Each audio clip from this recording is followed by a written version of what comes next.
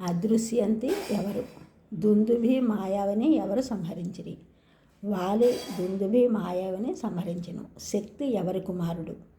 వశిష్ఠుని నూరుగురు కుమారుల్లో పెద్దవాడు శక్తి. శక్తి భార్య అదృశ్యంతి. పరాశరుడు ఎవరు? వశిష్ఠుని పెద్ద కుమారుడైన శక్తి అదృశ్యంతి పుత్రుడు పరాశరుడు.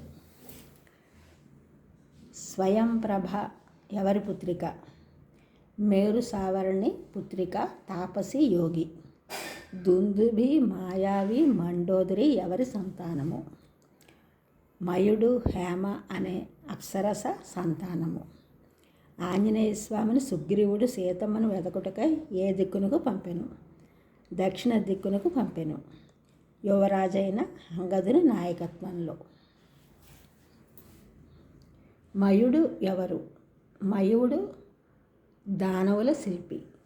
బ్రహ్మదేవునికై తపస్సు చేసి శుక్రాచార్యుని శిల్ప శాస్త్ర సంపదని వరంగా పొందాడు. హేమ ఎవరి భార్య? హేమ అప్సరస. మయుడు ఆమెతో 1000 సంవత్సరాలు కలిసి ఉండి ఆమె కొరకు కాంచనవనాన్ని సృష్టించి దుందుభి మాయావి అనే పుత్రులను మండోదరి అనే పుత్రికను పొందెను.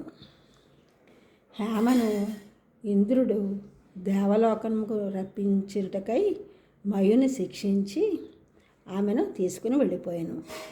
14 సంవత్సరములు ఆమె కొరకు ఎదురుచూసి